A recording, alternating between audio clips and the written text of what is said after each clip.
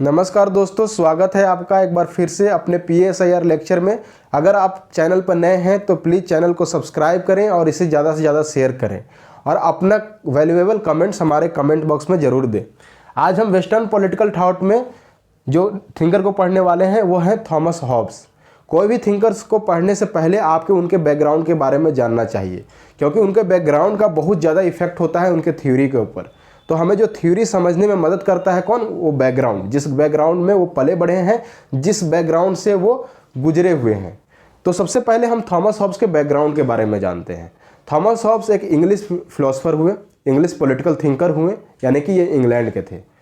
और इनकी जो अर्ली स्टेजेस में ही इनके पिता इनको छोड़कर चले गए थे, इनके पूरी फैमिली को छोड़कर चले गए थे।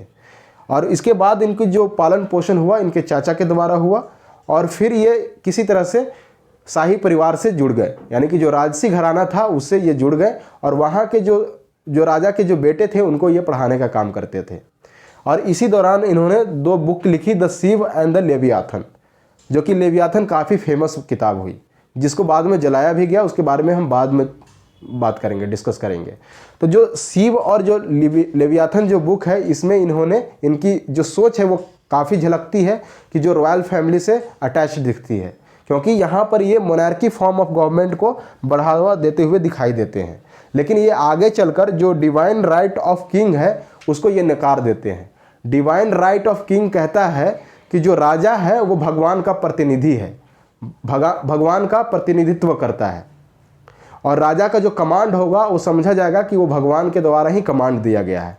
इस थ्योरी को वो बिल्कुल नकार देते हैं, जो कि फिल्मर के द्वारा इस थ्योरी को सपोर्ट किया जाता है। जो डिविनिटी राइट है वो फिल्मर के द्वारा काफ़ी सपोर्ट किया जाता है। एक फिल्मर एक पॉलिटिकल थिंकर हुए हैं, जो कि हमारे सिलेबस में नहीं है, लेकिन एज ए कंसेप्ट हमें जानना चाहिए कि डिविनिटी राइट को फिल्मर ने काफ़ी प्रोपगेट किया था। लेकिन उस थ्योरी को थॉमस हॉब्स नकार देते हैं।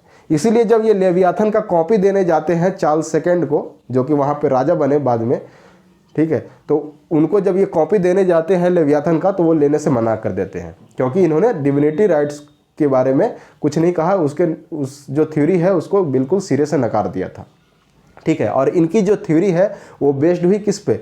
वो बेस्ड हुई कि जो यहाँ नहीं कि भगवान की मर्जी से नहीं राजा राज करता है, बल्कि लोगों की मर्जी से राज करता है। इसीलिए हमने जो पिछले जो क्लास किया था सोशल कॉन्ट्रैक्ट की, वहाँ पर हमने बताया था कि जो थॉमस हॉब्स है वो इंडिविजुअलिज्म के द्वारा स्टार्ट करते हैं, एक इंडिविजुअलिस्ट के जैसा स्टार्ट करते हैं, लेकिन एज ए एब्सोल्यूटिस्ट की तरह एंड करते हैं, ठीक है। तो यहाँ पर इन्होंने क्या बोला कि वो डिविनिटी राइट्स की वजह से वो किंग शासन नहीं कर रहे हैं, बल्कि लोगों की मर्जी से। जो भी सॉवरेन अथॉरिटी बनी है वो लोगों की मर्जी से बनी है, ना कि भगवान के एक मर्जी से चल रही है या भगवान के कमांड से चल रही है, ठीक है। तो इस थ्योरी को उन्होंने नकार दिया, डिविनिटी थ्योरी को, और ये थ्योरी लेकर आए सोशल कॉन्ट्रैक्ट की, ठीक है। तो यहाँ तक आपको समझ में आ गया होगा। अब देखिए इनका जो कालखंड रहा वो काफ़ी इनसिक्योरिटी से भरा रहा और उथल पुथल मचा रहा। इनके कालखंड में, इनके पूरे जीवन में उथल पुथल आपको पूरी तरह से दिखाई देगी, क्योंकि इन्हीं के कालखंड में जो इंग्लिश में वहाँ पर जो इंग्लैंड है वहाँ पे सिविल वॉर हुआ। सिविल वॉर वहाँ पे 1642 से लेकर 49 तक चला सिविल वॉर इंग्लैंड में। और ये सिविल वॉर क्या था? तो पार्लियामेंट और वहाँ के जो राजा थे, किंग थे, ये दोनों में एक मोनार्की जो थी, मोनार्की फॉर्म ऑफ गवर्नमेंट और पार्लियामेंट के बीच में कसातनी थी, और इनके बीच में जो संघर्ष था। पार्लियामेंट का कहना यह था कि मोनार्की को, जो किंग को, अपने राइट्स को लिमिटेड रखना चाहिए, और जो भी मिनिस्टर्स का जो अपॉइंटमेंट होगा वो पार्लियामेंट के थ्रू होगा। जो भी टैक्सेशन की बात आएगी वो पार्लियामेंट के थ्रू की जाएगी। लेकिन राजा जो वहाँ पे जो शासक थे उनका कहना था कि नहीं, कि ये सब पावर उनके पास होना चाहिए। तो ये एक गृह युद्ध की तरह, सिविल वॉर की तरह एक वहाँ पर 1642 से लेकर 49 तक वहाँ पर गृह युद्ध चलता रहा। अब ऐसा स्वाभाविक है कि इसका इम्पैक्ट इनके थ्योरी पर जरूर दिखेगा, ठीक है। बाद में जो राजा थे उन्होंने पार्लियामेंट को डिजॉल्व कर दिया, और 11 साल के बाद फिर से पार्लियामेंट अपने आप को एसर्ट कर पाई इस गृह युद्ध के दौरान, ठीक है। गृह युद्ध के बाद जब पार्लियामेंट अपने आप को दोबारा रीएसर्ट करती है तो ये खोजबीन होती है कि अगला शासक किसको बनाया जाए, तो फिर चार्ल्स सेकंड को ही बना दिया जाता है, वो बात अलग है, ठीक है। तो इनके जो थ्योरी है हम देखेंगे कि सिविल वॉर का भी काफ़ी प्रभाव रहा। शुरू से ही इनको अपने फादर के द्वारा डेजर्टेड कर दिया गया, इनको त्याग दिया गया। उसके बाद इन्होंने पूरे अपने जीवन काल में क्या है, सिविल वॉर देखा, इनसिक्योरिटी देखा, और इन्हीं सब से होकर वो गुजरे। ठीक है, बहुत ज़्यादा इनका जो समय रहा वो टर्बुलेंस जैसा रहा, उथल पुथल रहा। इसीलिए ये कहते हैं एक स्टेटमेंट में कि fear and I were born twins and were ever thereafter inseparable, कि जो डर और मैं दोनों साथ में एक जुड़वा की तरह पैदा हुए और हमेशा से ये मेरे साथ ही रहा, कभी मेरे से विभाजित हुआ नहीं, हमें कभी मेरे से ये सेपरेट हुआ ही नहीं, ये इनसेपरेबल रहा। ये थॉमस हॉब्स का स्टेटमेंट है, और वो स्टेटमेंट किस वजह से, इसी वजह से है। अब देखिए कि बहुत ज़्यादा जब उथल पुथल होगा, जब बहुत ज़्यादा उथल पुथल कहीं पर होगा तो उनकी थ्योरी किस तरह से गढ़ी जाएगी। तो सबसे पहला जो थ्योरी था कि ये बिल्कुल राजघराना से संबंधित रखते थे, संबंध इनका काफ़ी रहा है राजघराना से, अपनी पूरी लाइफ इन्होंने राजघराना में बिताई है, इसीलिए मोनार्किकल फॉर्म ऑफ गवर्नमेंट को ये रिकॉग्नाइज करते हैं। लेकिन साथ ही ये बोलते हैं कि जो भी गवर्नमेंट फॉर्म होगी, जो सॉवरेनिटी है, जो सॉवरेन गवर्नमेंट है, जो सॉवरेन अथॉरिटी है, वो लोगों के विल पर खड़ी होगी। और साथ ही ये बात करते हैं बिल्कुल एब्सोल्यूट सॉवरेनिटी की बात करते हैं। याद कीजिए सोशल कॉन्ट्रैक्ट की थ्योरी, जिसमें हमने बताया था कि थॉमस हॉब्स किसकी बात करते हैं, एब्सोल्यूट सॉवरेनिटी की बात करते हैं। एब्सोल्यूट सॉवरेनिटी का मतलब ये होता है कि जितनी भी पावर है वो एक एंटिटी के पास चली जाए, एक गवर्नमेंट के पास चली जाए, और लोगों के पास कोई अधिकार ना बचे। ठीक है, यानी कि गवर्नमेंट को किसी तरह से लिमिट नहीं किया जा सकता है, उसके पास ट्रिमेंडस पावर होगा। जबकि कॉन्स्टिट्यूशनलिज्म में हमने देखा था लॉक के थ्योरी में कि कॉन्स्टिट्यूशन क्या करता है, गवर्नमेंट के पावर को लिमिट करता है, उस पर अंकुश लगाता है। लेकिन एब्सोल्यूट जो सॉवरेन गवर्नमेंट होती है वो बिल्कुल निरंकुश होता है, उसके पास अनलिमिटेड पावर होती है, वो कुछ भी डिसीजन लेने को वो समर्थ होता है। तो इसकी बात करेंगे जो थॉमस हॉब्स हैं, अब अपने लेवियाथन बुक में बात करेंगे कि एब्सोल्यूट सॉवरेनिटी होनी चाहिए। अब ये एब्सोल्यूट सॉवरेनिटी इसलिए चाहते हैं क्योंकि आप देख रहे हैं कि यहाँ पे इंग्लैंड में क्या है, एक तरह से गृह युद्ध छिड़ा हुआ है, पूरी उथल पुथल है। और ये खुद बोल रहे हैं कि थॉमस हॉब्स ये और फियर दोनों ट्विंस रहे हैं, हमेशा से एक साथ रहे हैं, इनसेपरेबल हैं, ये दोनों सेपरेट अलग हो ही नहीं पाए हैं। तो ऐसी टर्बुलेंट स्थिति में इसको कंट्रोल करने के लिए एक मजबूत गवर्नमेंट की ज़रूरत होती है। इसीलिए ये एब्सोल्यूट सॉवरेन अथॉरिटी की बात करेंगे कि वैसा गवर्नमेंट जिसके पास फुल पावर हो, तभी कंट्रोल किया जा सकता है ये सारे टर्बुलेंस, तभी जो उथल पुथल मची हुई है उसको कंट्रोल किया जा सकता है। ठीक है, तो आपने ये अभी क्या देखा, बैकग्राउंड देखा कि थॉमस हॉब्स किस बैकग्राउंड से आते हैं, और इनका बैकग्राउंड का एक मैंने ओवरव्यू दिया आपको कि किस तरह से इनके थ्योरी को ये इफ़ेक्ट करता है और किस तरह से इनके थ्योरी पर इनकी एक्सपीरियंसेस जो हैं वो प्रभाव डालती हैं।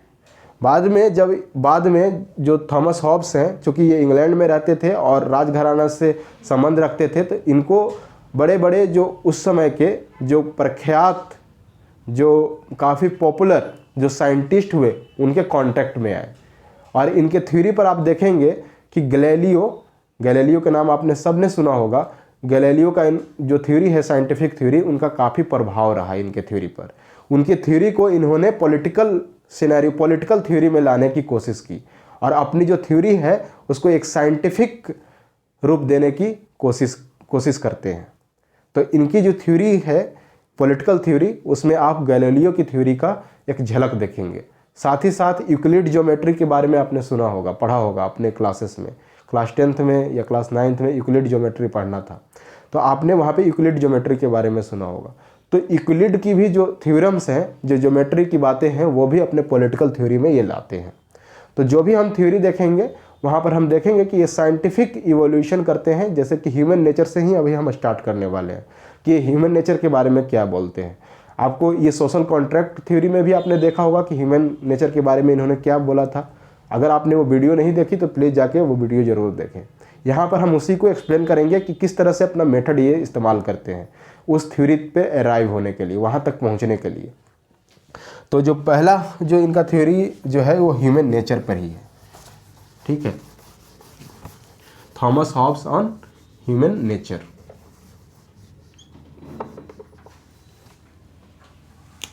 यानी कि मानव का स्वभाव कैसा है, इसके बारे में ये बात करेंगे।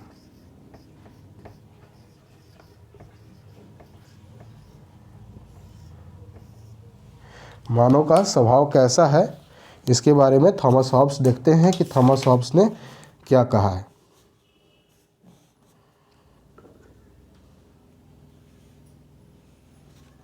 इन्होंने बोला, थॉमस हॉब्स ने, इनकी जो थ्योरी जो है पॉलिटिकल थ्योरी, वो स्टार्ट ही होती है ह्यूमन नेचर के एनालिसिस से कि किस तरह से ह्यूमन नेचर रहा है, और इसी के बेस पर ये फिर इनकी पूरी पॉलिटिकल थ्योरी टिकी हुई है। तो सबसे पहले हमें जो इम्पोर्टेंट चीज़ है वो जानना कि ह्यूमन नेचर के बारे में इन्होंने क्या कहा है। इनका मानना है कि अगर ह्यूमन नेचर बहुत ही गुड हो, बहुत ही अच्छा हो, और एक दूसरे को असिस्ट करने वाला हो, एक दूसरे को सहयोग देने वाला हो, या एक दूसरे की भलाई सोचने वाला हो, जब ऐसा ह्यूमन का नेचर रहेगा, इनेट नेचर की मैं बात कर रहा हूँ, आंतरिक जो स्वभाव है ह्यूमन का, उसकी मैं बात कर रहा हूँ। अगर आदमी स्वभाव से अच्छा है, एक दूसरे को सहयोग करने वाला है, एक दूसरे से कभी झगड़ा ना करने वाला है, एक दूसरे की भलाई सोचने वाला है, तब हमें राज्य की ज़रूरत क्या है? तब हमें राज्य की आवश्यकता ही क्या है? क्यों हमें कोई लॉ की ज़रूरत है? बिना लॉ के ही लोगों का मॉरलिटी इतना एबव होगा इस कंडीशन में कि लोग, कुछ ऐसी घटनाएं घटेंगी ही नहीं कि जिसको लॉ को लाके उस पर अंकुश लगाने की ज़रूरत होगी। यानी कि समाज में सौहार्द इतना बना रहेगा, इतना गुडविल होगा कि उसमें किसी बाहरी एजेंट की ज़रूरत नहीं है, बाहरी फोर्स की ज़रूरत नहीं है। स्टेट हम किस लिए बनाते हैं? क्योंकि स्टेट हमारी राइट्स की रक्षा करता है और जो भी ऑफेंडर्स हैं उसको पनिश करता है।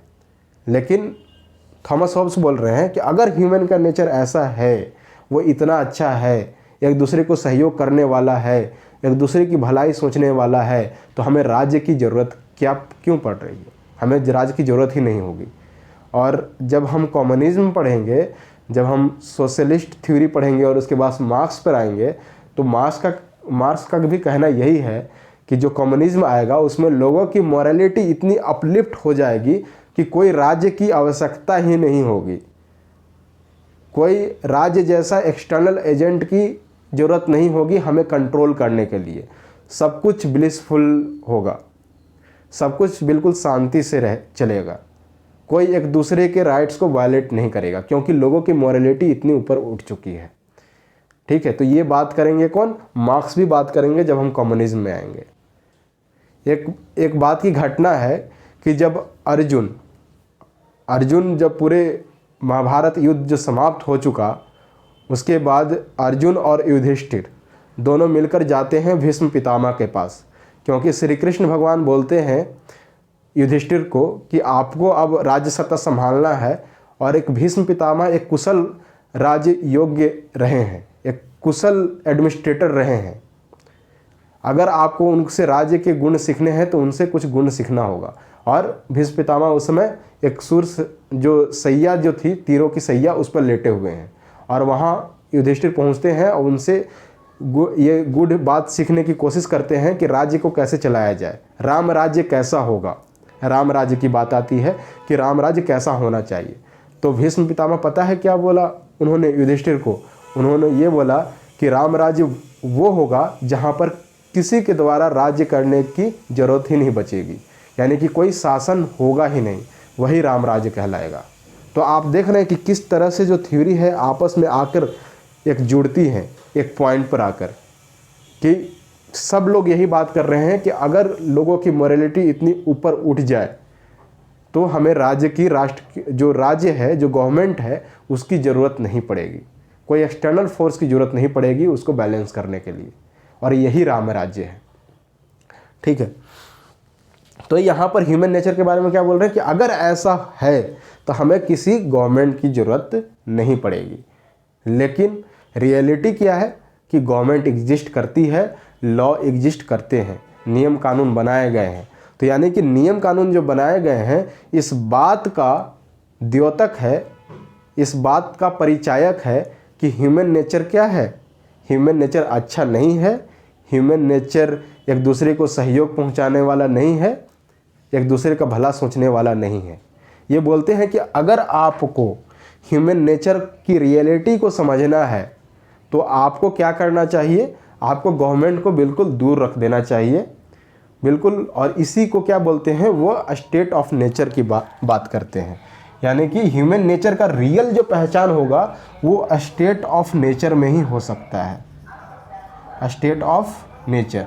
और आपको पता है कि हमने सोशल कॉन्ट्रैक्ट की जो थ्योरी आपको बताई थी उसमें बताया था हमने कि स्टेट ऑफ नेचर एक ऐसी हाइपोथेटिकल कंडीशन है जिसमें किसी राज्य के द्वारा दखल नहीं दिया जाता है, कोई भी गवर्नमेंट ना हो, कोई भी एक्सटर्नल एजेंसी ना हो आपको कंट्रोल करने के लिए या आपको पनिश करने के लिए, किसी के द्वारा कोई भी फोर्स एक्सटर्नल फोर्स की यहाँ पर बिल्कुल ही मनाही है। तो वैसा कंडीशन, वैसा हाइपोथेटिकल कंडीशन जहाँ पर कोई भी एक्सटर्नल एजेंसी काम नहीं कर रहा है, बिल्कुल आदमी कुछ भी करने को स्वतंत्र है। तो उस स्थिति में आदमी क्या है, अपने बिल्कुल इनेट नेचर को आगे लाएगा, सामने आ जाता है ह्यूमन का बिल्कुल जो इनेट आंतरिक जो प्रकृति है वो सामने दिखाई दे देगी, क्योंकि उसको कोई भी नियम कानून का डर नहीं रहेगा। तो उसका जो आंतरिक स्वभाव है उस आंतरिक स्वभाव उसके एक्शन में आ जाएगा।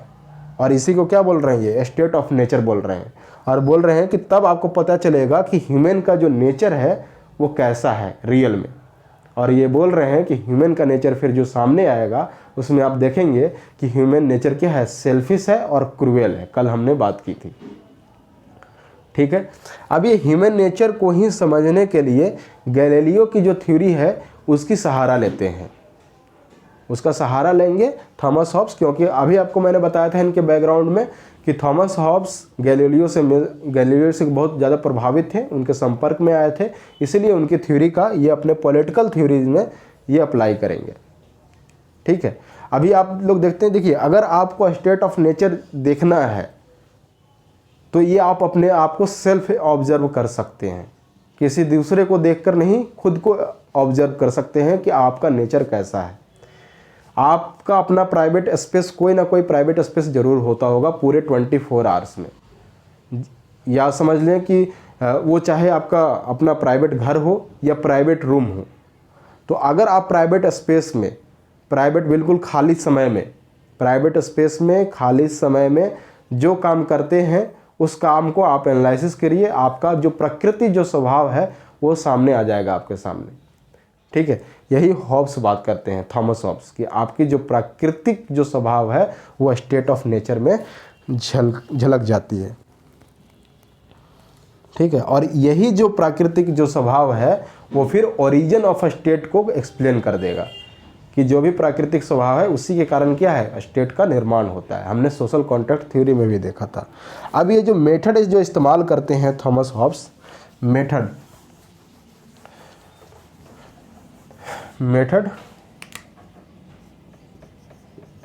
ये कौन सा मेथड इस्तेमाल करते हैं अपने थ्योरी को बताने के लिए, साइंटिफिक मेथड है। और ये गैलीलियो से काफ़ी प्रभावित हैं, ये गैलीलियो से काफ़ी प्रभावित हैं और साइंटिफिक मेथड इस्तेमाल करते हैं जो कि नेचुरल साइंस पे आधारित है।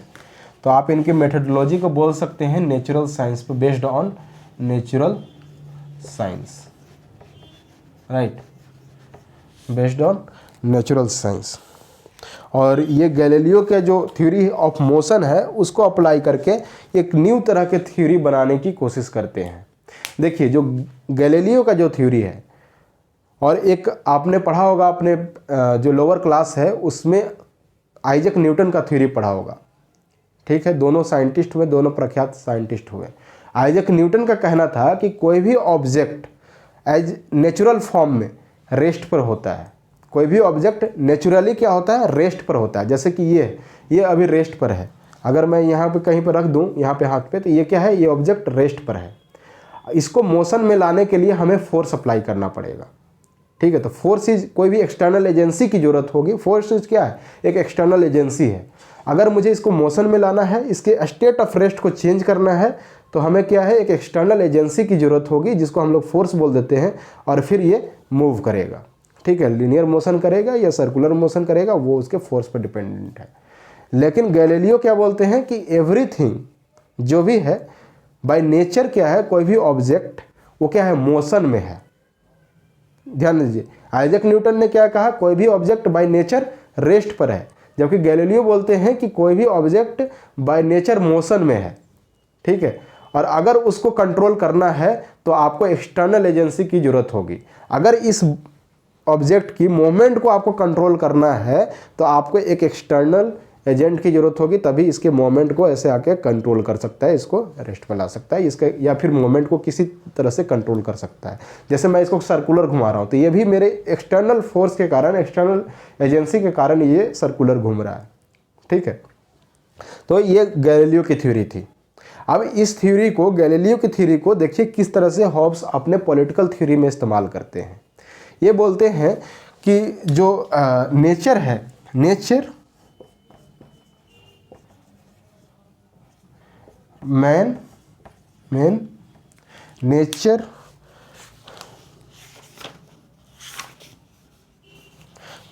मैन एंड सोसाइटी,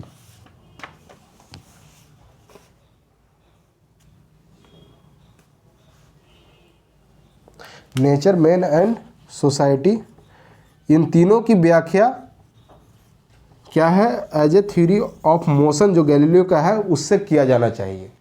नेचर जो प्रकृति है, जो आदमी है और जो सोसाइटी है, ये तीनों की व्याख्या हम लोग जो नेचुरल साइंस से कर सकते हैं और मोशन से के थ्योरी से कर सकते हैं। कैसे, तो ये बोलते हैं all should be explained in terms of the motion, man is one creature who likes other creature and physical objects is always moving, है ना। इनका कहना है कि मैन जो है, आदमी है, वो बाकी जो जीव जंतु हैं, बाकी जो जीव हैं, क्रिएचर हैं, ठीक है, और या फिर कोई फिजिकल ऑब्जेक्ट है, उसके तरह ही वो हमेशा क्या है, मोशन में है। ठीक है, ये बात समझ में आई कि हमेशा जो थॉमस हॉब्स का क्या कहना है कि जो मैन है वो बाकी जीव जंतु के तरह ही या कोई फिजिकल ऑब्जेक्ट के तरह ही हमेशा मोशन में है, और उसकी जो मोशन है वो किस तरह से वो मूव करता है, तो उसकी जो मूवमेंट है वो एक्सटर्नल एजेंसी कौन काम करता है, एपेटाइट, यानी कि जो उसकी वासना है, जो उसकी भूख है, जो इसकी इच्छा है, उसी के द्वारा वो ड्रिवन है। ठीक है, और हमेशा अपनी एपेटाइट को फुलफिल करने की कोशिश करता है। अगर वो कुछ किसी भी व्यक्ति के लिए कुछ अच्छा कर रहा है तो वो भी वो क्या है, उसके डिजायर के द्वारा कंट्रोल्ड है। यानी कि आदमी अकॉर्डिंग टू हॉब्स ऑलवेज क्या है, controlled by its own desire, या फिर अपने माइंड से कंट्रोल किया जाता है, जो कि माइंड जो है, जो उसका जो मूवमेंट ऑफ माइंड है वो भी क्या है, हॉब्स के अकॉर्डिंग जो माइंड का मूवमेंट है वो भी उसके डिजायर का ही रिफ्लेक्शन है, उसके एपेटाइट का ही रिफ्लेक्शन है। और हमेशा से जो व्यक्ति है दूसरे व्यक्ति को ओवर पावर करना चाहता है, दूसरे व्यक्ति पे कंट्रोल करना, स्थापित करना चाहता है, और जो कुछ भी करता है आदमी, जो कुछ भी, वो अपने सेटिस्फेक्शन के लिए करता है। तो यहाँ पर आपने देखा कि डिजायर का मूवमेंट है, एपेटाइट का मूवमेंट है। ठीक है, राइट, डिजायर का मूवमेंट है, एपेटाइट का मूवमेंट है, और जो भी वो कर रहा है वो अपने सेटिस्फेक्शन के लिए ही कर रहा है, ऐसा मानना है थॉमस हॉब्स का। ठीक है, जिस तरह से आपने देखा कि पार्टिकल्स मोशन में थे, उसी तरह से हमारे जो डिजायर्स है वो मोशन में है। अब इन्होंने बोला कि अगर किसी इसकी मोशन को स्टडी करना है, अगर कोई कॉम्प्लेक्स मोशन की स्टडी करना होता है, तो गैलीलियो ने क्या कहा था कि उसके सिंपलर फॉर्म को आप स्टडी करें, तब आप कॉम्प्लेक्स चीज़ को आराम से समझ सकते हैं। उसी तरह से थॉमस हॉब्स ने अपने थ्योरी में उनकी थ्योरी को इस्तेमाल किया, और उन्होंने बोला कि अगर ह्यूमन नेचर इतना कॉम्प्लेक्स है तो उसको अगर आप स्टडी करना चाहते हैं तो उसको सिंपलर फॉर्म में आप उसको स्टडी कर सकते हैं। तो सबसे पहले उसको साइकोलॉजिकल स्टडी की जानी चाहिए। ठीक है, साइकोलॉजिकली स्टडी कीजिए। जो साइकोलॉजिकली स्टडी है फिर वो रिफ्लेक्ट होगा फिजियोलॉजिकल स्टडी में, यानी कि उसका जिस तरह से फिजियोलॉजिकली वो एक्ट कर रहा है उसको आप फिर स्टडी कर सकते हैं। और उसके बाद फिजियोलॉजिकल स्टडी जब आप करेंगे तो सबसे सिंपलेस्ट फॉर्म को भी आप स्टडी कर सकते हैं, और फिर सिंपलेस्ट से आप कॉम्प्लेक्स फॉर्म को स्टडी कर सकते हैं, जिसको हम लोग बोलते हैं साइकोकेमिकल एनालिसिस कर सकते हैं उनके जो भी है उनके स्वभाव का। ठीक है, तो यहाँ पर आप देखें तो थॉमस हॉब्स जो है वो एक तरह से जो एरिस्टोटल की जो थ्योरी है कि man is a political animal, उसकी थ्योरी को भी ये नकारते हैं, बिल्कुल से सिरे से खारिज कर देते हैं कि मैन जो है वो पॉलिटिकल एनिमल नहीं है।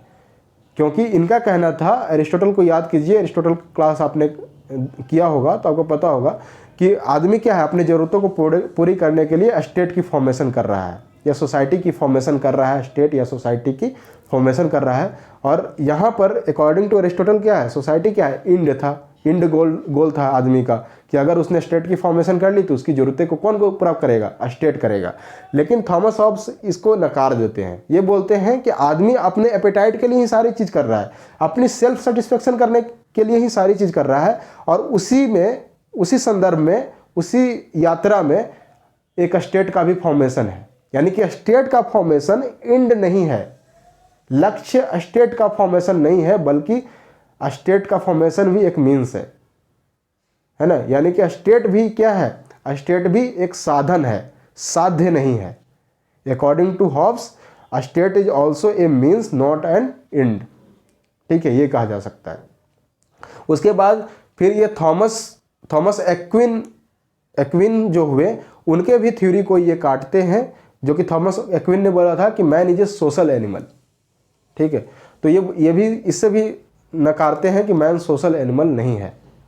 ठीक है, और इन्होंने बोला कि जिस तरह से जो साइंस है, ठीक है, साइंस किस चीज़ को परिभाषित करता है, किस चीज़ को डिफाइन करता है, किस चीज़ को एक्सप्लेन करने की कोशिश करता है, तो आपने देखा होगा कि साइंस जो है, जो फिजिकल जो चीज़ें उपलब्ध है आपके आमने सामने, जिसको आप फिजिकली एक्सपीरियंस कर सकते हैं, अपने सेंसेस के द्वारा एक्सपीरियंस कर सकते हैं, उसको एक्सप्लेन करने की कोशिश करता है। और वो एक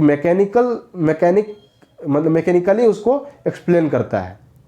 ठीक है, और जो बाकी की जो स्पिरिचुअलिटी की जो चीज़ें हैं, जो आप बोलते हैं मेटाफिजिक्स की जो चीज़ें हैं, जो इस लोक की जो बातें नहीं हैं, उसको एक्सप्लेन नहीं करता वो जो भी आपके फिजिकल रूप में अवेलेबल है उसको मैकेनिकली एक्सप्लेन करने की कोशिश करता है साइंस।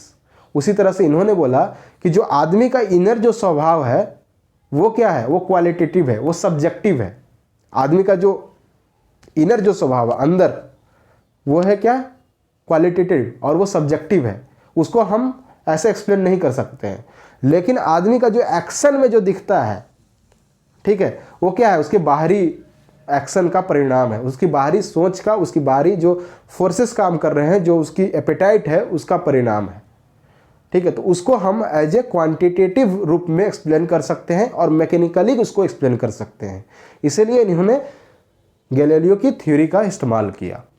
गैलीलियो जैसे बोलते हैं कि अगर किसी भी चीज़, जो गैलीलियो का थ्योरी का इस्तेमाल करके थॉमस हॉब्स क्या बोलते हैं कि जिस तरह से एक वॉच क्या है, वॉच एक डिवाइस है, घड़ी क्या है, एक डिवाइस है।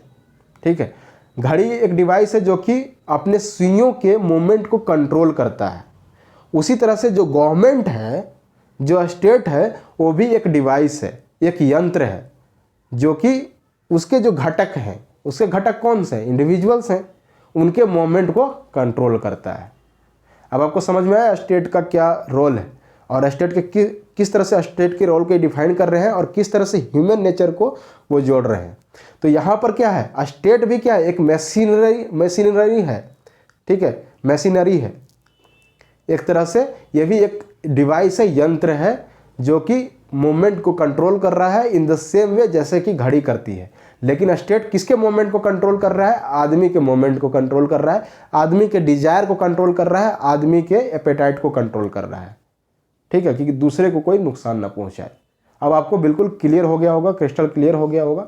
ठीक है, तो ये था थ्योरी कि ह्यूमन नेचर पर इन्होंने क्या बोला और इनकी मेथडोलॉजी क्या रही है। इनकी मेथडोलॉजी जो रही है वो नेचुरल साइंस की रही है, मैकेनिकल रही है।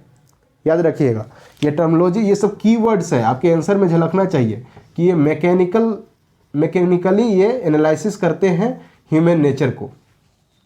ठीक है, और इन्होंने उस समय के जो थ्योरी जो साइंटिस्ट रहे हैं उनके थ्योरी को इस्तेमाल किया और अपने पॉलिटिकल थ्योरी का निर्माण किया उसको इस्तेमाल करके, जैसे कि गैलीलियो। ठीक है, यूक्लिड की ज्योमेट्री का इस्तेमाल करते हैं कि जिस तरह से ज्योमेट्री जो है बिल्कुल परफेक्ट होती है, आप जानते हैं कि ज्योमेट्री में जो भी आप ज्यामिति में आप जो भी आकृति बनाते हैं बिल्कुल परफेक्ट होती है, उसी तरह से इनकी थ्योरी भी ये अपने आप की अपनी थ्योरी को बिल्कुल परफेक्टली कैलकुलेटेड मानते हैं।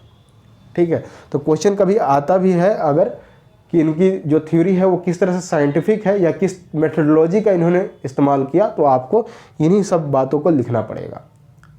ठीक है, यहाँ पे लिखना पड़ेगा कि डिजायर का किस तरह से मूवमेंट है और उस मूवमेंट को किस तरह से कंट्रोल करता है स्टेट। ठीक है, आदमी का नेचर कैसा है, तो आदमी का नेचर को बताने के लिए इन्होंने स्टेट ऑफ नेचर का सहारा लिया कि अगर वहाँ पे कोई नियम कानून नहीं होगा तो किस तरह से आदमी बिहेव करेगा, वही उनका अपना इननेट नेचर होगा, अपना आंतरिक स्वभाव होगा। ठीक है, वही उनके एक्शन में आएगा। ठीक है, तो ये सारी बातें आज हमने क्या देखा, थॉमस हॉब्स का एक तरह से मैंने बैकग्राउंड आपको बताया और साथ साथ उनकी जो ह्यूमन नेचर पे जो उनकी थ्योरी है उसको बताया। उसके बाद जो गैलीलियो और यूक्लिड का किस तरह से उनके थ्योरी पर प्रभाव पड़ा है, खास करके गैलीलियो का, ये हमने जाना। और एक तरह से हमने ह्यूमन नेचर का एक मैकेनिकली हमने एनालिसिस किया और साथ साथ हमने जो नेचुरल साइंस की कैसे अप्लाई किया है थॉमस हॉब्स ने, इसको भी देखा। ठीक है, अगर आपको हमारा लेक्चर पसंद आता हो तो इसको चैनल को सब्सक्राइब करें और ज़्यादा से ज़्यादा इसे शेयर करें। और हाँ, एक और इन्फॉर्मेशन आपके लिए कि हम जल्द से अपने एक टेलीग्राम चैनल स्टार्ट करने वाले हैं, जहाँ पर अगर आपकी इच्छा होगी, जिस तरह से आपकी इच्छा होगी उस तरह से हम उसमें नोट्स उपलब्ध कराने की कोशिश करेंगे। ठीक है, तो चैनल को ज़्यादा से ज़्यादा लोगों तक पहुँचाएँ। Thank you.